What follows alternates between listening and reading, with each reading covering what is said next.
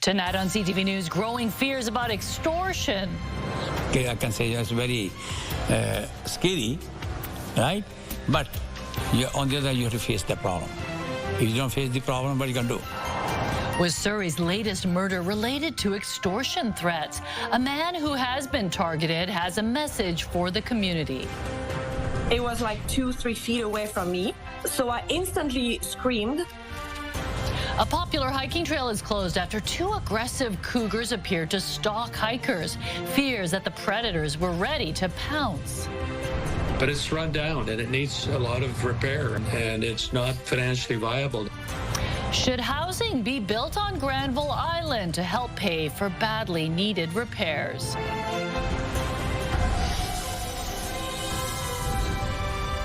This is CTV News with Mi Jung Lee. Good evening. Thanks for joining us. A Maple Ridge woman is recovering tonight after being attacked by a bear in her backyard last night. That bear has been killed by police, and a search is now underway for the bear's two cubs. CTV's Michelle Bernaro has more from the neighborhood where it happened. Michelle? Yeah, Mi Jung, I just spoke with the victim's daughter. She says her 73-year-old mother had just stepped out onto the back deck last night when she suddenly encountered a mama bear and her two cubs. According to the daughter, her mom screamed and the bear swatted her in the head and sent her flying. One neighbor tells CTV he heard a horrendous scream and went outside to see what was going on. When he shone his flashlight, he spotted a bear and her cubs preparing to cross a sidewalk and then heard people yelling.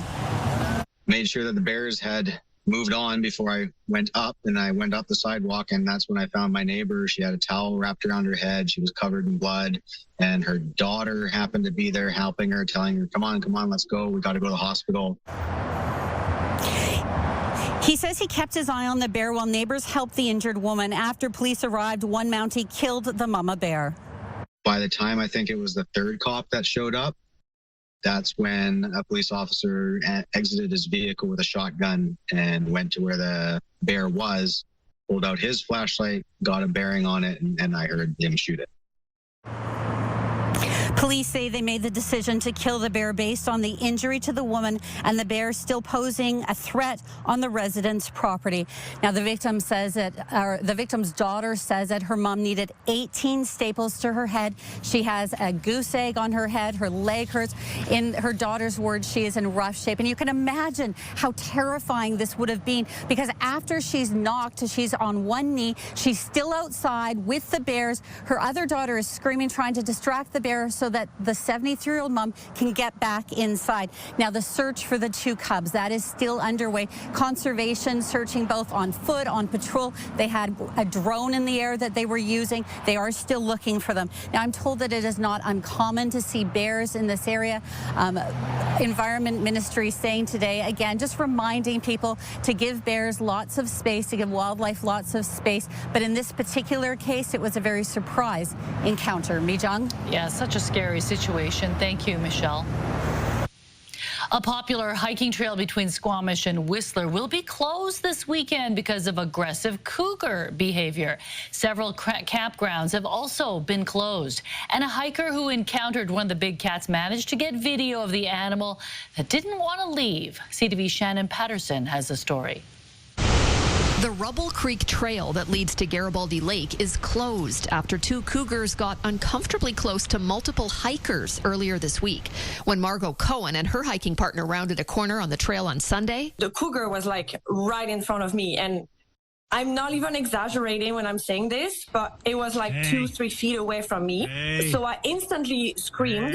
the pair backed away and continued yelling at the cougar, but it didn't budge for 45 minutes. Get out of here, big guy. I would not take the risk to pass him, right? Especially that you don't want to turn your back on the cougar. They can be curious, especially younger ones that don't have a lot of experience around humans. The older ones that we work with are very afraid of us, but the younger ones are kind of learning learning a new environment or getting to know what people are, and so they can exhibit some curiosity. Eventually, a large hiking group coming the other way scared the cougar off. But the next day, hikers reported being stalked by 2 cougars on the same trail. This is not typical cougar behavior. It's fairly uncommon. Conservation evacuated campgrounds in the area and closed the trail for a week. That's a great call. Give the cougar some time to move along without any further confrontation possible with people on the trails. If hikers do encounter cougars in the woods, the advice is make noise and make yourself look big. So standing your ground if you see a cougar, not turning your back to it, remaining calm, and putting your arms above your head, putting a backpack or something above you to make yourself look big. It's weird that he's not leaving or even like scared of us, right? It was terrifying. My heart was racing. While close encounters are scary, cougars almost never attack people. If that ever does happen, it's usually an animal that is sick or injured or something that's not a healthy cougar doing normal cougar things. Normal cougar behavior is to stay out of sight. I'm really happy I got to see one. They always see you, but you never see them most of the time, right? So the fact that I got to see one this close and nothing happened to me, it's great. Shannon Patterson, CTV News. There is growing tension in Surrey's South Asian business community after a man was fatally shot in his store this week. Police haven't ruled out that it may be connected to extortion. And today, police announced a new dedicated team to tackle the problem. But as CTV's Kevin Chirac reports, finding the criminals is proving difficult. Satish Kumar plays a voicemail. He says it translates to a demand for millions of dollars or his family will be targeted. If you don't give it $2 million, we're going to short your family. Earlier this month, his Surrey banquet hall was riddled with bullets, costing him tens of thousands of dollars. He's also had to hire private security. That's very scary, right? But on the other hand, you have to face the problem. If you don't face the problem, what are you going to do? On Wednesday, Satwinder Sharma of Abbotsford was shot and killed at his business in Surrey's Fleetwood neighborhood. It's unclear if the killing is linked to extortion.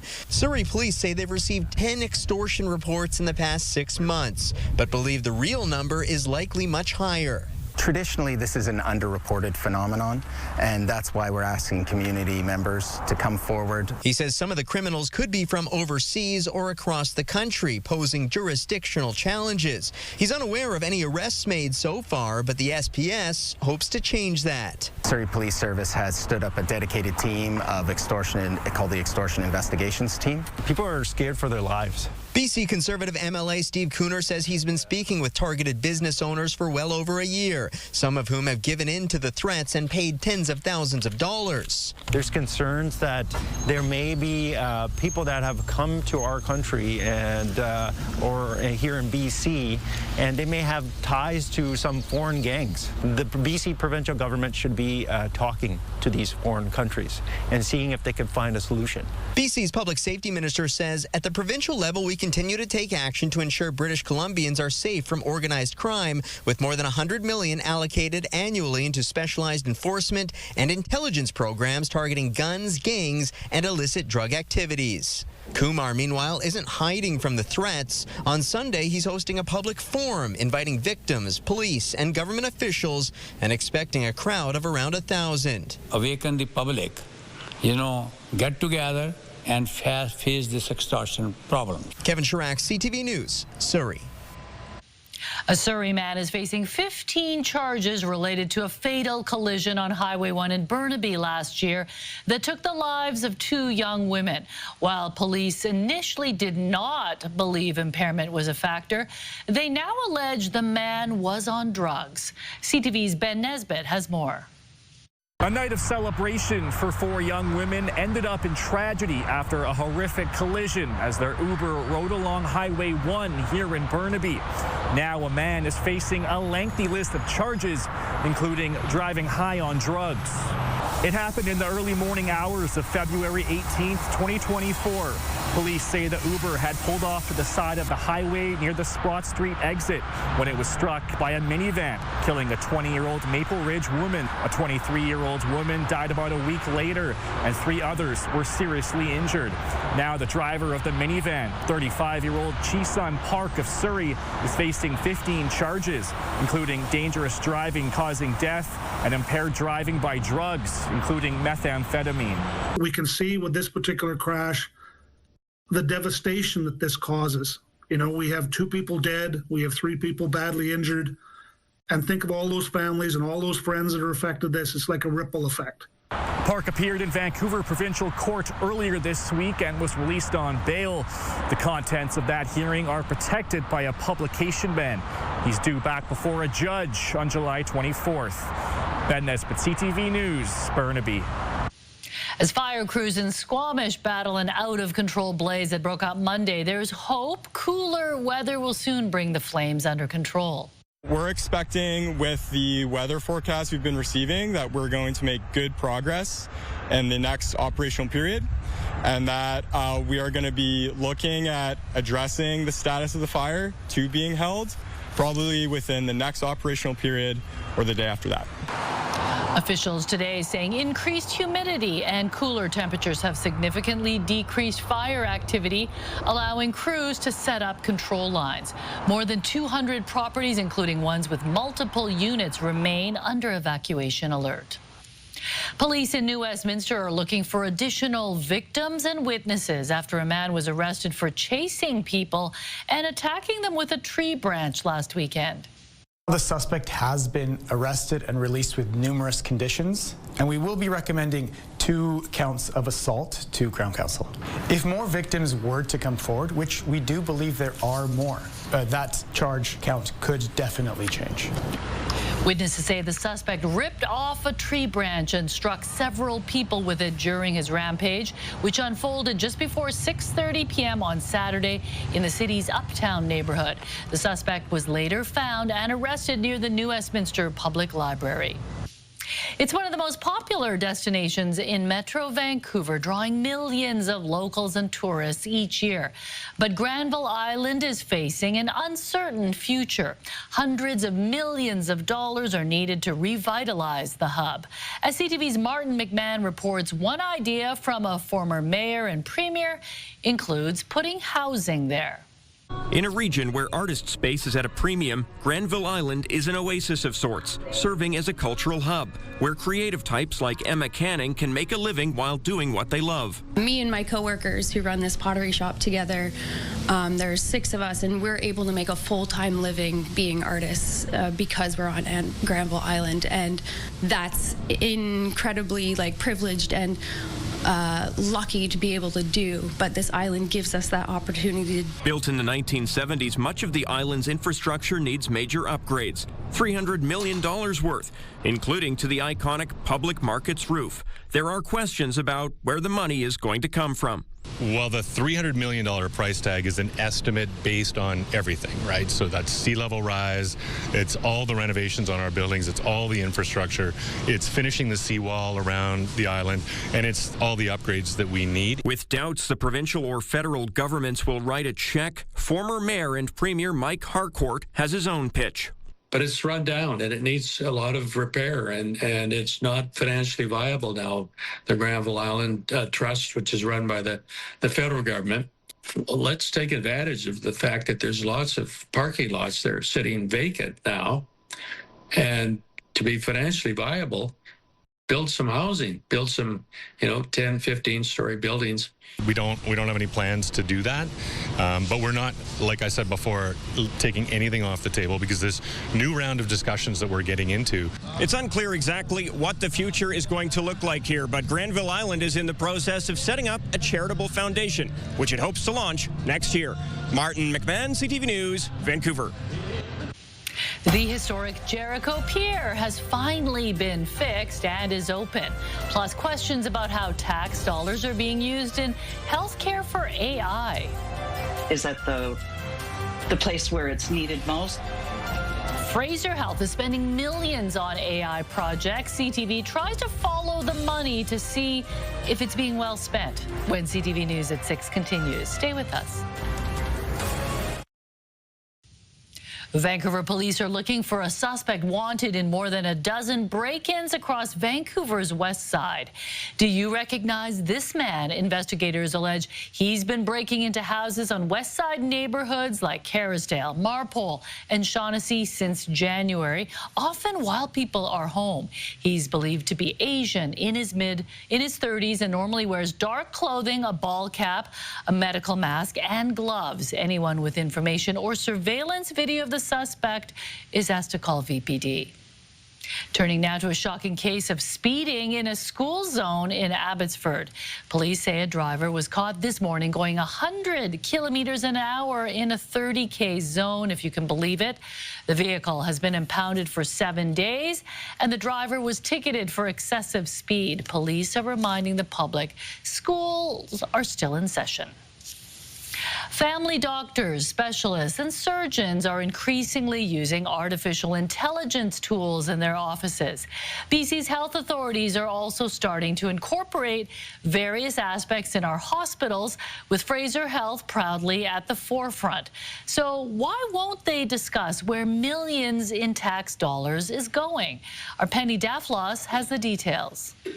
BC's healthcare system is steadily adding artificial intelligence for doctors and nurses to use like scalpels or any other tool. Hospitals are starting to use AI more and more in various departments. And the benefits and time saved on paperwork and early detection are multiple. The sooner you catch cancer, the less involved the treatment is, the better the outcomes generally. So, and that comes at a much reduced cost for the healthcare system. But AI doesn't necessarily equal money well spent, especially when it comes to limited taxpayer dollars. BC health authorities have already announced several initiatives, including predicting patient discharges. Is that the place where it's needed most? It appears Fraser Health has rolled out the most projects, and their executive director of innovation made a presentation last year touting more than 40 AI solutions, according to Shazeen Premji's slideshow. Some of them were developed in-house.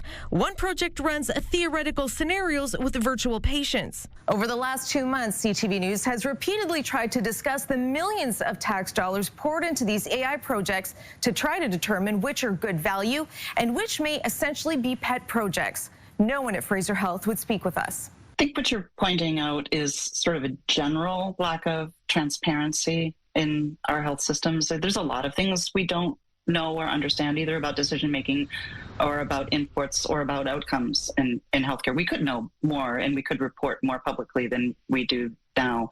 So AI is perhaps another example of that. Premji claimed she wanted to do that at an SFU panel in February. We do need to look at that value of the AI.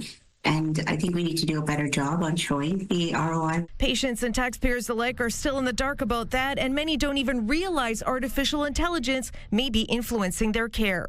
Penny Daflos, CTV News, Vancouver. Jericho Beach Park's historic wooden pier has finally reopened just in time for summer. The Vancouver Park Board says the pier has officially reopened to the public after undergoing repairs and restoration work. The pier was closed due to severe damage caused by storms in early 2022.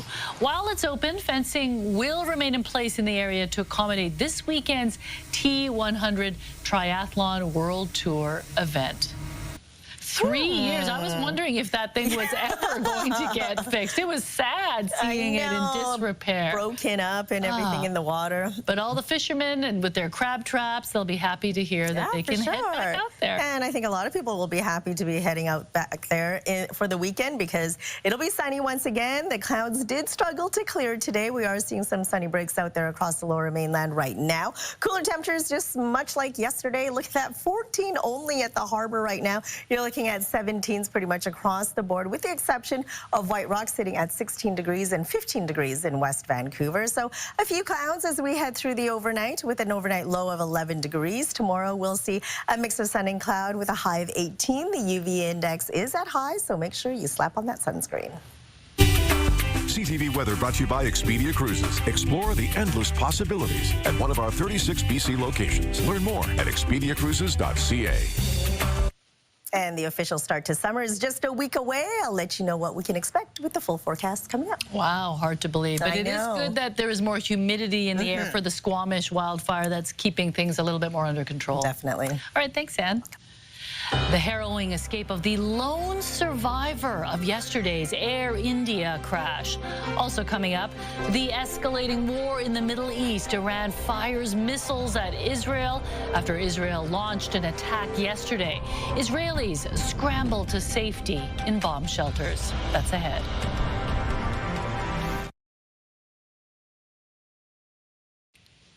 Turning to the Middle East now, where the conflict between Israel and Iran is escalating.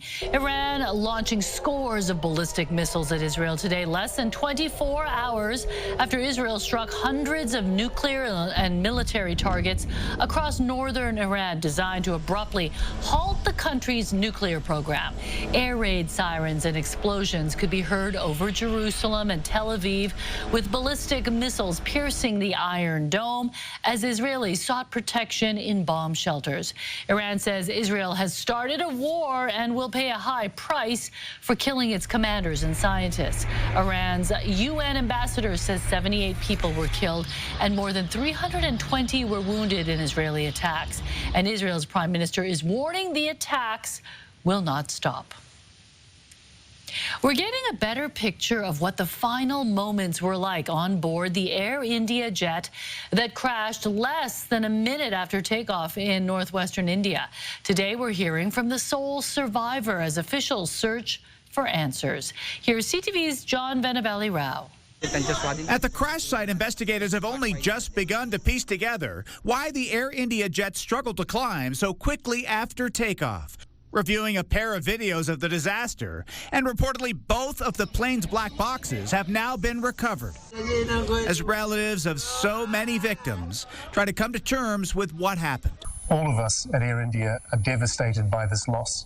Of the 242 people on board the Boeing Dreamliner headed for London, only Vishwas Kumar survived, astonishingly walking away from the crash. Today, he said he doesn't know why he lived.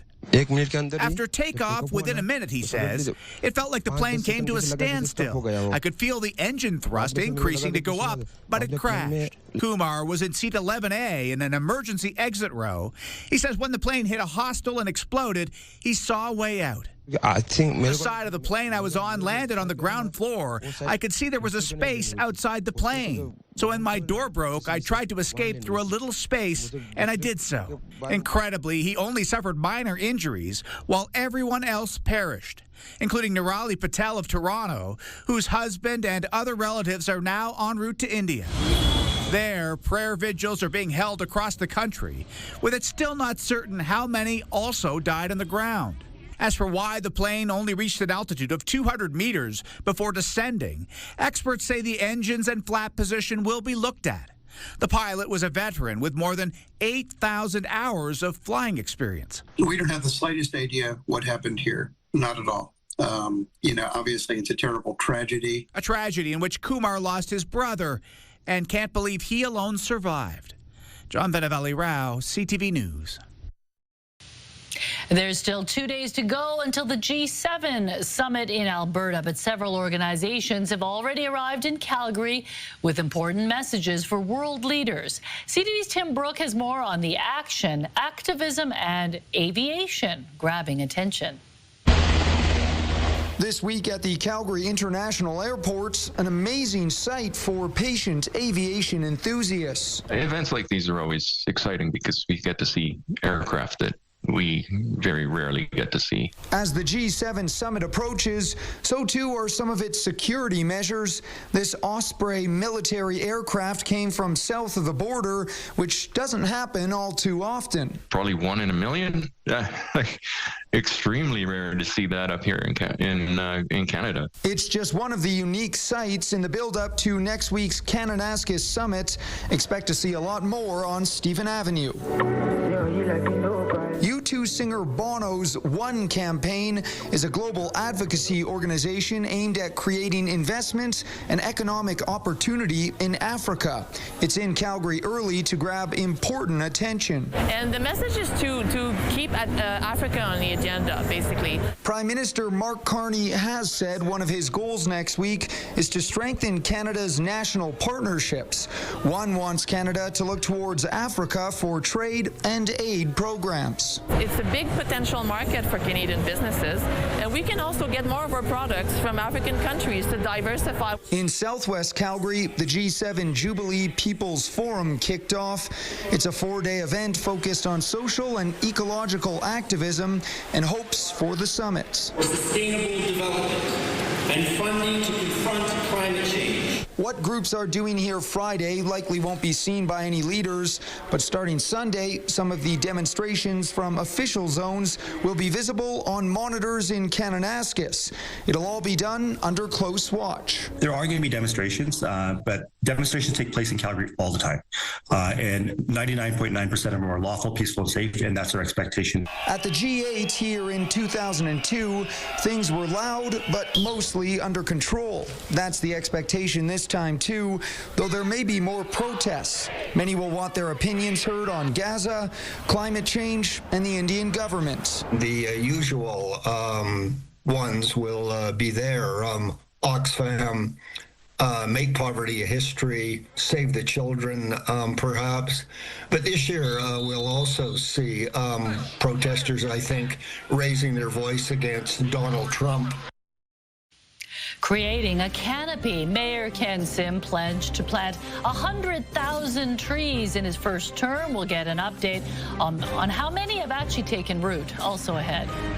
I've played for human beings, but I've never played for animals that reacted in that way. Meet the Vancouver musician who charmed 2 elephants, the powerful connection he made, and how the animals even sang. That's ahead. Residents of a Toronto neighborhood are saying their goodbyes to what's believed to be the city's oldest elm tree, set to be cut down next week. It comes after the city deemed the tree to be a potential hazard. The tree has been standing tall for a century, becoming a beloved fixture among locals, and now researchers are determined it will live again. The University of Toronto is working to collect the elm seeds in hopes they can be used to regrow a copy of the tree. Fingers crossed, knock on wood, the seeds are viable and the cuttings are viable. So the first thing is to collect the seeds and the cuttings, take them to the greenhouse at University of Toronto and evaluate their viability, start them. And if they go, elms grow actually really quickly. So maybe by the end of the year, we could have trees that big by the fall. He says it's a way to hopefully keep the memory of this magnificent elm tree alive.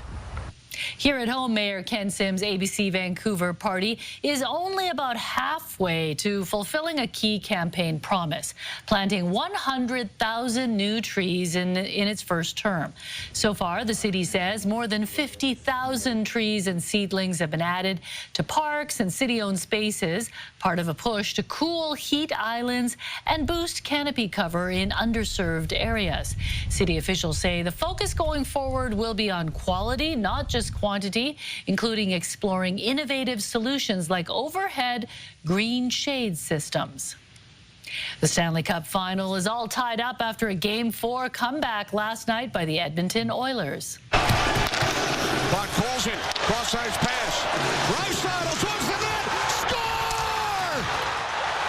Leon Draisaitl did it again, scoring in overtime for the 4th time in this year's playoffs. The Oilers beat the Panthers 5-4, bouncing back from a 3-goal deficit after the first period. Edmonton actually took the lead before Florida tied it up with a last-minute goal, forcing overtime. The teams face off in Game 5 tomorrow in Edmonton. The hearts of hockey fans are racing during the Stanley Cup playoffs, but now a study has found what's going on in their brains during the games. Researchers at the University of Waterloo split hockey fans into 2 groups, diehard fans and casual viewers. They watched a European game from 7 years ago when no one scored. Using brain tracking devices, the researchers measured blood flow and indication of excitement. The diehard fans were most engaged during offensive zone face-offs. They see something in the works in motion, and they have this greater understanding of how that might be unfolding. Researchers say this won't be their last study on sports. Next, they hope to understand the behavior of basketball fans. A university graduate in Calgary is proving it's never too late to chase your dreams, even if you're decades older than your classmates. David Jackson. That's 76-year-old David Jackson accepting his history degree at Mount Royal University today after 18 years of part-time study. He first went to university back in the 70s, worked across North America in computer programming, and came to Mount Royal looking for something new after he retired. He found that passion in history and a campus community full of students generations younger. The students work so hard, and they're so friendly. I often connect with one or two. We exchange cell phone numbers. If I have a problem, I consult them. If they have a problem, they consult me. My fellow students are so amazing. From David, honestly, I just learned that you can never stop learning. Obviously, the pursuit of knowledge is something that you can take to as old as you want to get, and it's something that is kind of a blessing. And Jackson isn't slowing down anytime soon. He's already enrolled back at MRU this fall to begin a second degree in anthropology. Wait till you see this tiny drummer boy. He's not even 2, but his drumming sessions have millions of views. Also ahead. I mean, I can't use my front door anymore, so I have to sneak out the side. Defending from the dive bomb, the rite of spring in one Toronto neighborhood appears to have taken a more aggressive turn. That's ahead. The Hometown Heroes Lottery is back. From rescue to recovery, support our frontline workers and first responders who are there when we need them through the Heroes Lottery. Check out these summer bonus prizes worth over $85,000. One winner will choose from a $50,000 furniture and vacations package plus cash, or choose a Kia Sorento hybrid, or choose $50,000 cash. Plus, 6 winners will receive a $5,000 travel gift card or cash. Summer bonus deadline is midnight tonight. Look out, look out! Angry birds unleash feathered fury. Residents, delivery drivers, even reporters all falling victim to dive-bombing blackbirds. We'll have that right after Anne's forecast, but first, Neil Peart, Dave Grohl, and Stuart Copeland are some of the greatest drummers of all time. Then there's Callum.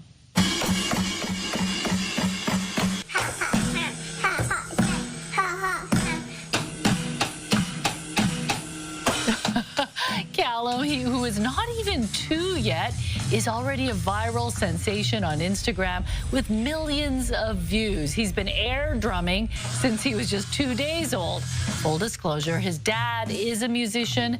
His mom also sings, so Callum's likely just born with it.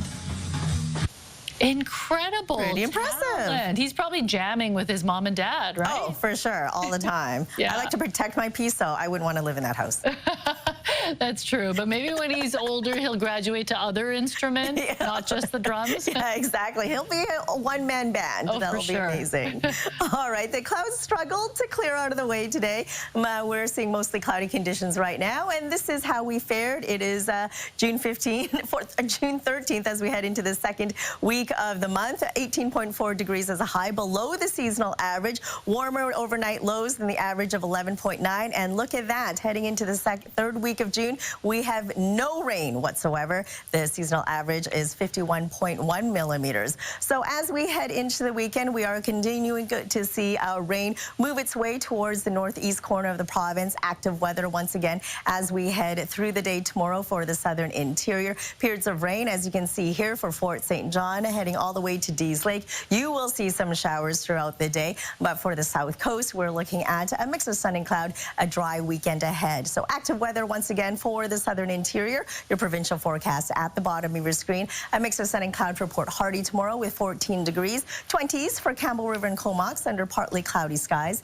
That's what you can expect for parts of the South Island from Tofino to Nanaimo. Temperatures between 15 and 21. Mostly sunny skies for the southern Gulf Islands and Victoria. Looking at temperatures between 19 and 20 degrees. You'll see 19s under mostly sunny skies for the Sunshine Coast. A few more clouds and warmer up the Sea to Sky Highway. 20 for Whistler, 21 for Squamish, and for us across the lower mainland, we'll see a mix of sun and cloud with temperatures between 18 degrees near the water, 20 degrees inland. Heading into Father's Day on Sunday, mostly sunny skies.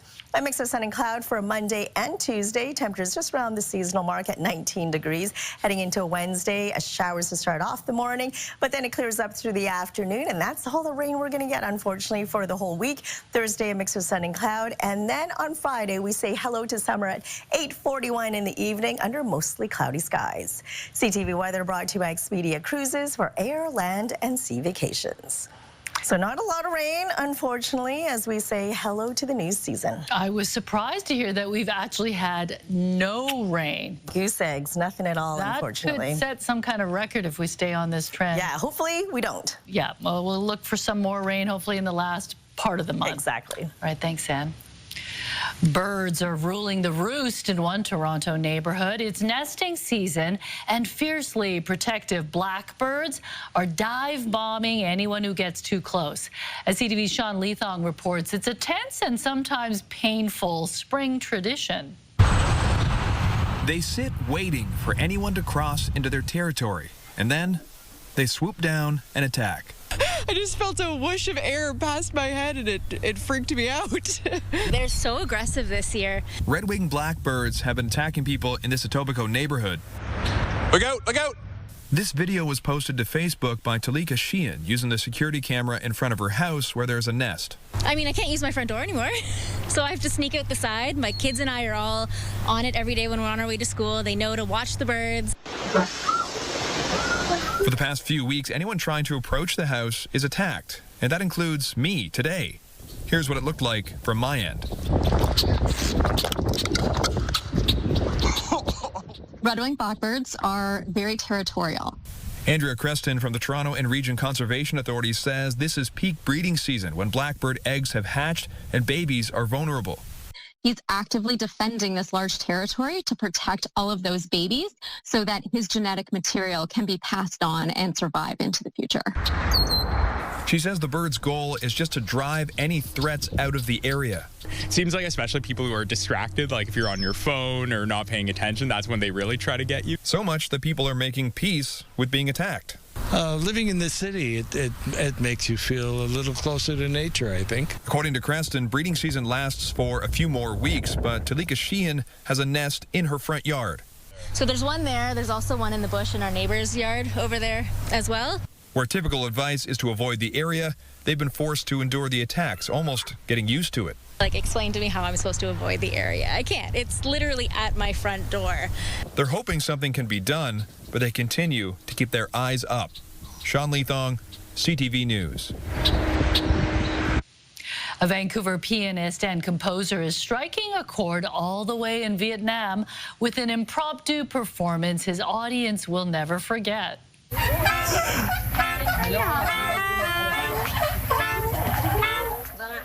Martin Mayer could be seen serenading elephants at the Vin Pearl Zoo. He started playing Perfect by Ed Sheeran, and to his amazement, they began to sway, intertwine their trunks, and even sang along, proof of how powerful music truly is. These two elephants basically stopped what they were doing. They stopped taking food from all the other people, walked over and started listening. And in elephants, when they start flopping their ears, that means happiness and contentment. It's the best feeling, to have been able to provide joy and possibly the first music that they've ever heard. Mayer says it has become one of the most unforgettable moments in his life. An Elvis version of the popular go-go dance show at the shameful Tiki Room can only mean one thing. Your Friday feel-goods are just ahead. Plus, love and luck. Adam finds out why a woman's first discovery of a four-leaf clover is proving to be so meaningful. Coming up on the Sawatsky Sign-Off. It's time for Friday Feel Goods, a weekly roundup of unique events happening in Metro Vancouver. Here are 3 things worth checking out.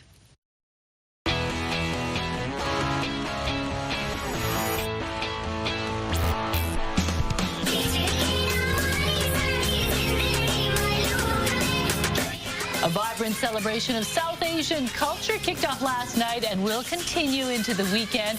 The 5X Fest will bring together emerging visual artists and creators at an art party tonight, and tomorrow's 5X Block Party at Surrey Civic Plaza will feature a variety of musicians, including singer-songwriter Talwinder making his BC debut. And gamers of all ages will gather at the Anvil Centre in New Westminster tomorrow for a celebration of classic video games. The Vancouver Retro Gaming Expo will feature vendors, panels, and live entertainment throughout the day. Fans can also take part in gaming tournaments, a costume contest, and trivia quiz. That looks like fun. People are very nostalgic about old games. I love that they dress up for it, too. I know. Do you think they'd have Pong? Probably. No, Mija. Is that too old? Well, it's Father's Day weekend, and if you're looking for a unique event to take Dad to on Sunday, head to the shameful Tiki Room. The O'Reilly Park Cocktail Bar is celebrating 3 years of its go-go dance show with a special Elvis edition featuring tribute artist Aaron Wong. There will be 2 sets throughout the night, starting at 8 and 10 o'clock. That sounds fun. Looks like fun. It's hard to get a seat in there, though. You got to book months in advance. Very busy. Okay, well, if you have any events you'd like us to highlight, email your tips to ctvfeelgoods@ctv.ca. And in honor of Father's Day this Sunday, here are a few dad jokes. What has 5 toes but isn't your foot? My foot. What do you call a moose with no name? A nanny moose. What do you call a French guy that wears sandals? Philippe Philop. That wasn't that funny. She spit her drink out. Okay, well, these are a few of the jokes circulating on social media, just in time to warm up your best material for Father's Day. Do your dads do corny jokes? No, but Scott, our director, has really good dad jokes. Yes, that's true. My husband more has dad puns. Yeah, not the full jokes, yeah, my dad's more of a punny guy. Okay, here's Mary with a preview of CTV News at 11:30. Mi-Jung, we covered this story a few months ago. Parents on Vancouver Island are calling on the province again to extend their daughter's critical care coverage. Carly Pollack has a rare disease, and the very expensive treatment has drastically improved her quality of life, but the province's coverage for that treatment will run out at the end of the month. We'll have an update coming up at 11:30. Mi-Jung. All right, thanks a lot. All right. Finally, Adam meets a BC woman who is letting a patch of clover grow wild in her yard. But it's not just for good luck. It's a touching tribute that's blossomed into hundreds of 4-leaf discoveries on tonight's Sawatsky Sign-Off. Julie Barr will never forget that day. She was working in her backyard and found her first 4-leaf clover. This is great. And then I found another one. And there's another one. A surprising discovery, seeing as Julie hadn't felt lucky in a long time. It was devastating. It was hard. Julie's mom, Carolyn, had spent 5 years succumbing to ALS. And it got to the point where she could only move her head and used an eye recognition computer to communicate with us. Although Carolyn strived to be positive, posing for her granddaughter's photo filters and promising Julie she'd find a way to keep communicating after her death, the inevitable was horrible. It's like this empty void and something is missing. Until that day, Julie kept finding those 4-leaf clovers. I'm like, okay, I'm going to start mowing around this clover patch. We'll see what happens. As the circle expanded, the discovery of 4-leaf clovers increased. So I have now found 313 plus 4-leaf clovers that I've pressed in books. After filling dozens of pages with hundreds of 4-leaf clovers from that one plant in her backyard, Julie is feeling like this is much more than luck. I know it's her. I know it's from her. Not only did her mom always carry around this keychain featuring a 4-leaf clover, Julie found a similar patch growing on her mom's grave after her celebration of life. It's a sign from the heavens. Which is why Julie vowed to keep mowing around the plant and placed a pair of chairs in her mom's favorite color beside it. I like to think she's sitting there in the other chair beside me, and we're looking for clovers together. Well, some say luck is what you make it. Julie has found that if we keep our eyes open to the positive possibilities that surround us, grieving and eventually healing is too. Adam Sawatsky, CTV News, Langford. That's nice. I don't think I've ever found a 4-leaf clover. Have you guys? Found a few, yeah. Really? They're apparently like 1 in 10,000. Oh, wow. Or What? 4-leaf as opposed to... She found 300 and something. I know, incredible. And I like how she just left that centerpiece. Yeah, it was nice. That's beautiful. Amazing. All right, let's take a look at our scenic snapshot for this Friday. A great day to golf in Chase. Thanks, Jim, for sending this picture in. And we want to see your scenic snapshot, so email us at scenicsnapshot@ctv.ca. All right, thanks, Dan. And Mary's back at 11:30. Thanks for joining us. Have a great weekend. Yeah.